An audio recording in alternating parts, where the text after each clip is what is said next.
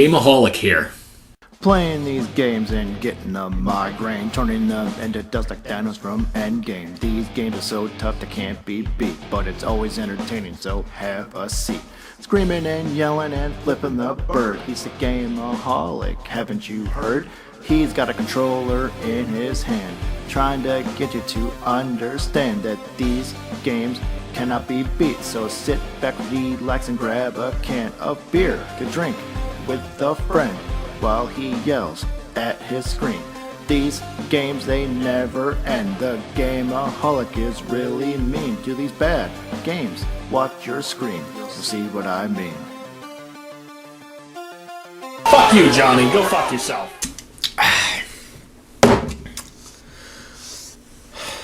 Well, it's time to address the elephant in the room.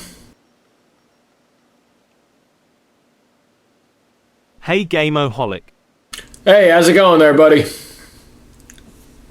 My new neighbor just moved in next door. Anyway, today we're going to talk about a game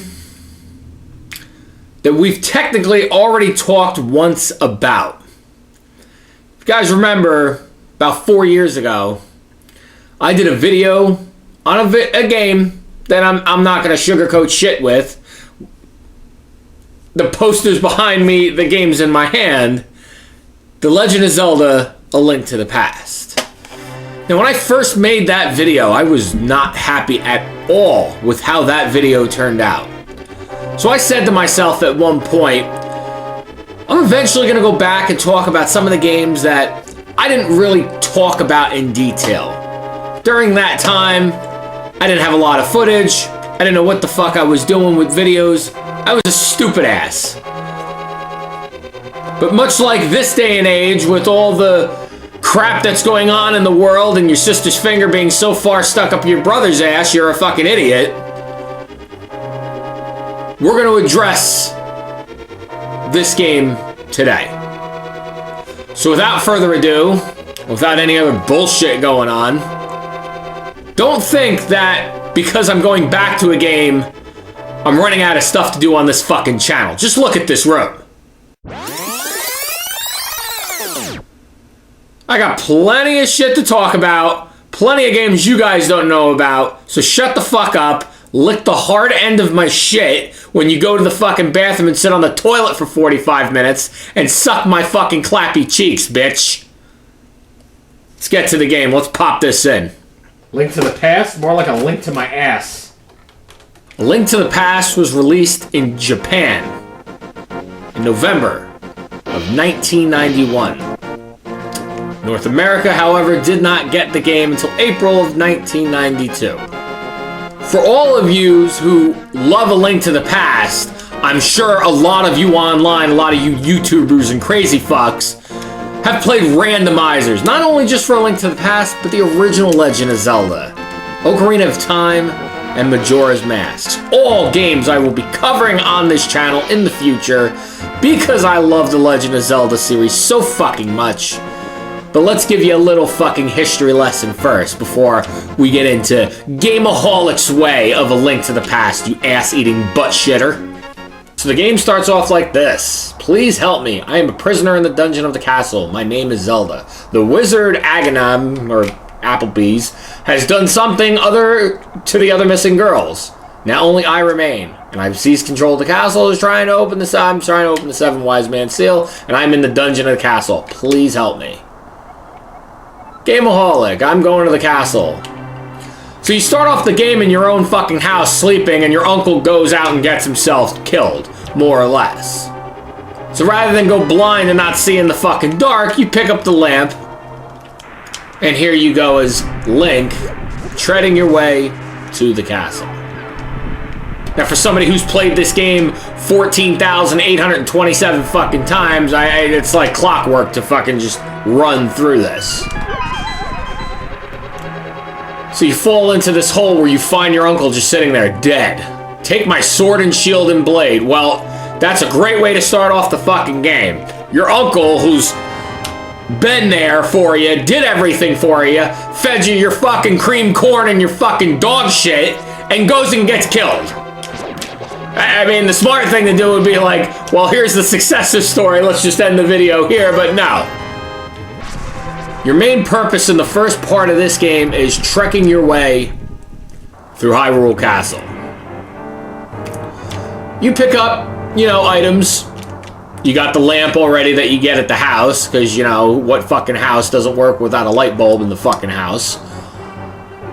And treading throughout the castle here, you get yourself a master key, and you get yourself a boomerang. Not a bad start, you know, but it is what it fucking is.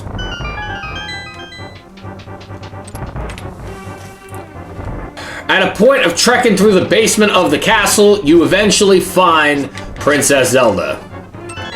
Yes, Princess Zelda. It's called The Legend of Zelda. Game's all about her, right? No, you're playing the motherfucker that's saving her ass. Why isn't it not called The Legend of Link? I digress. So as you finally, you know, engage through the bottom of the dungeon, you get the princess back to the sanctuary, leave her with the old fuck, and now it's light out. It stopped raining. I guess the hurricane in the fucking beginning of the game meant nothing. So the first thing you do is you check your map, and you're on a quest to Kakariko Village. Now, if you've played this game the way I've played it the last 25 years, yes, I would say 25 years. I played this game when I was about 7 or 8 years old. You know where all the little nicks and crannies are, so bam, you open up, you know where the bombs are at right away. You know where the bombable wall is. You stock up on the fucking rupees, you rich bastard. You get the fucking money so you can, bam, right away, grab yourself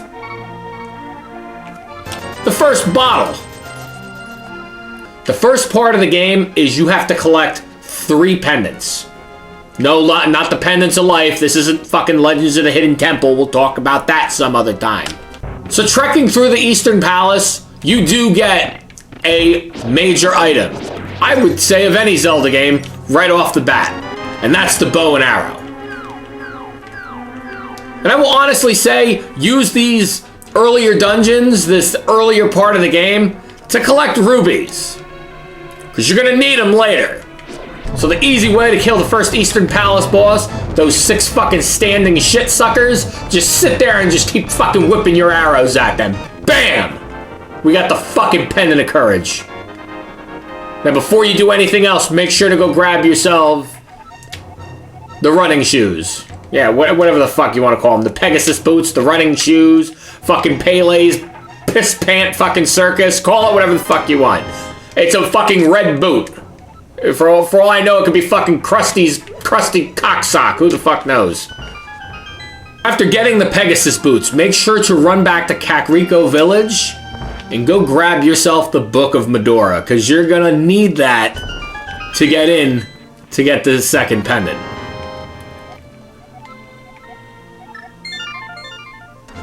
In this area within the desert, you can grab yourself 2 or 3 pieces of heart right now.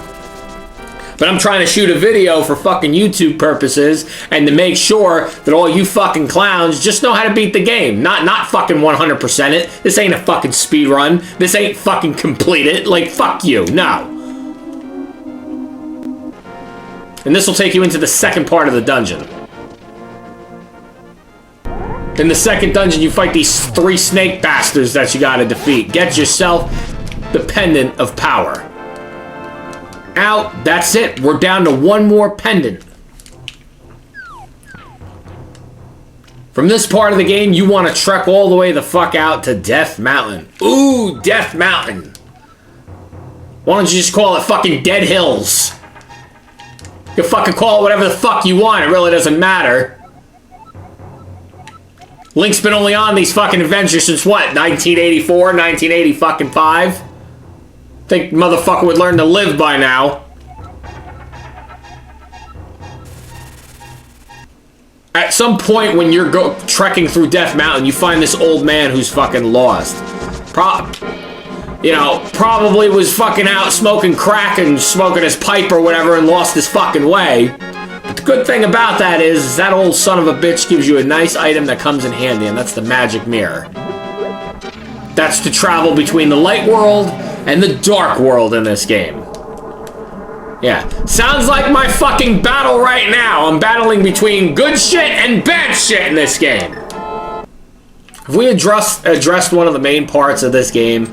That you're trying to save the 7 maidens of Hyrule who have been captured by Aghanim and Ganon and his grandmother's brother, fucking Aptotopops, whatever the fuck his name is, who the hell knows. Now I'm aware that I'm going into the 3rd pendant with more than less than what I should have, but this is my web series, this is my video. I'll shoot it the way I want to, and I know I'm missing shit, so suck my fucking fat hairy ass. Trekking your way through the dungeon, you will pick up the Moon Pearl, which will prevent you from turning into the bunny fuck in the Dark World. You fight this long-legged snake bastard, and you finally get yourself the Pendant of Wisdom. And you know what that means.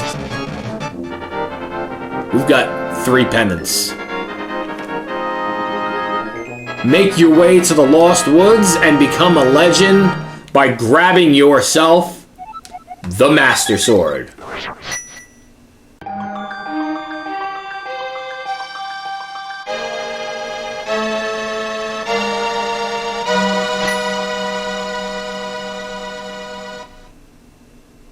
Sorry, I became a dumb fuck for a second. And then you want to make your way back to Hyrule Castle. Now, there was a portion earlier on in the game that was completely blocked off, that you could not get into unless you had the Master Sword. Well, now you have it, so you break that shit down and you make your way through this slightly harder part of Hyrule Castle. You see that Aghanim has Zelda under a sleeping spell, and he sends her ass away. So you cut down the fucking curtain like, you know, you're doing some remodeling bullshit. And here you fight Aghanim for the first time. More or less, all you have to do, just slap that fucker's fucking dick beams right back in his goddamn face. And what the hell is with this outfit for Aghanim?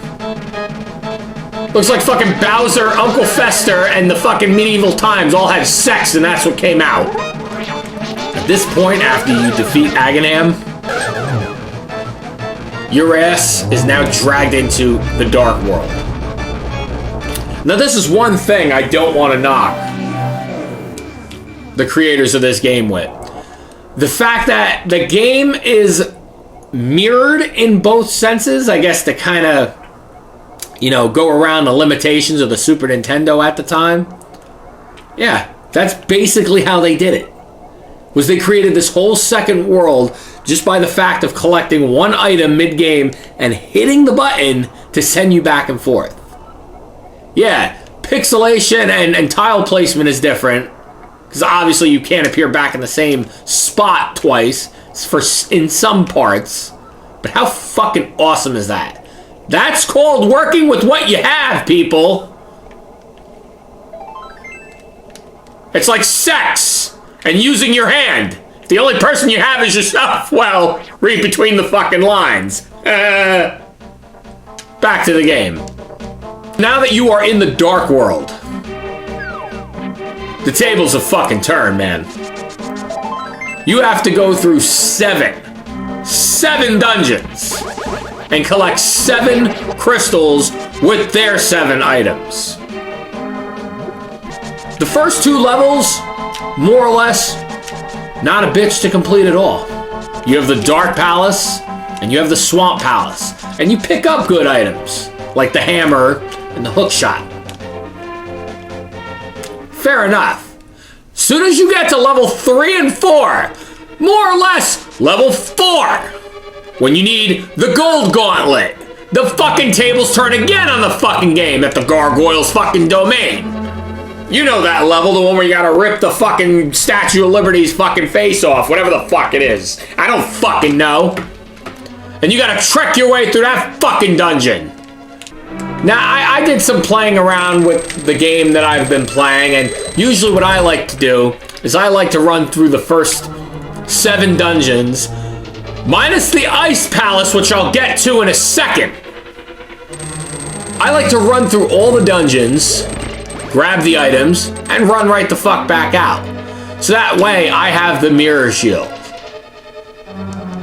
I have the red cane. I have the fire rod. All in later parts, earlier parts, I should say, of the game.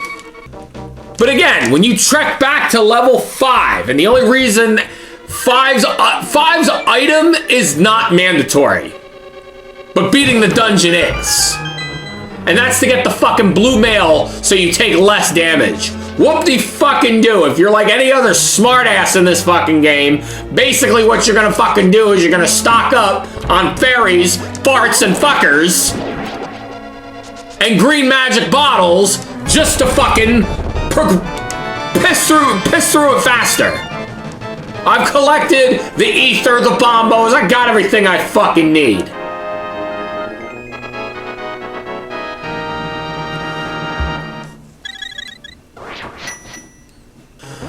And when you get to crystal number 6, Misery Mire, oh my fucking god.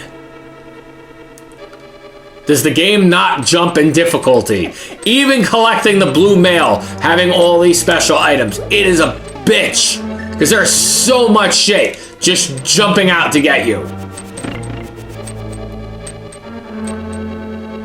I'm not saying it's the greatest fucking thing, but you gotta make sure you are on your toes.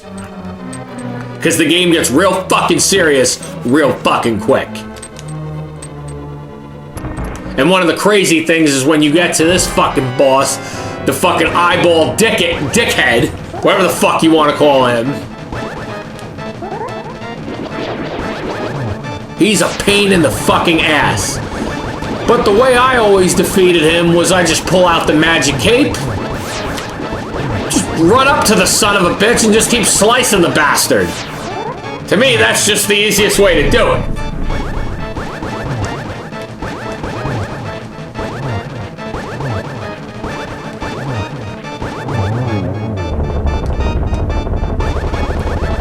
Now, after you defeat the Misery Mire, you have an option of what you want to do. No, I'm not saying you have to do it. I have options with this channel. I can choose to do it or not do it. Just like you have options to choose to watch this video or not watch it. Just like you have the option to fucking sit here and fester through fucking YouTube. How many people decided to do a Link to the Past this year? 26,984. Yeah, exactly. Everybody does a video on something. Sometimes they're repeated more than once, more than 10 times. This is my take, my talk, my way, my channel. Go fuck yourself. Again, after you defeat crystal number 6, you have the option of what you want to do. You can choose to go directly to crystal number 7, to Turtle Rock, or you can go grab yourself the silver arrows and the final sword of the game. Most of what I do is that. Go grab the final sword, go grab the silver arrows, because if you happen to forget it later, you're gonna fuck yourself later. You don't need the 4th sword for later, but you sure as hell need those silver arrows to defeat the big pig face fuck himself. Now in Turtle Rock, you have to make sure that you have one of the essential and non-essential items in the game. The fire rod and the ice rod. That is how you defeat the final boss at Turtle Rock. Now, after you have collected all 7 crystals, guess what? It's time to go to Death Mountain. No, I'm sorry, not Death Mountain. It is Ganon's Tower where Death Mountain used to be. And boy, I am not gonna lie, ever since I was a kid, and even to this day, this is my favorite dungeon of the entire fucking game.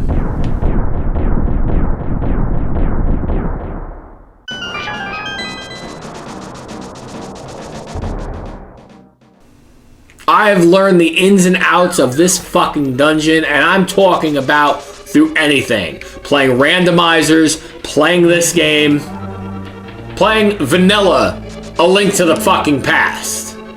I have learned so much.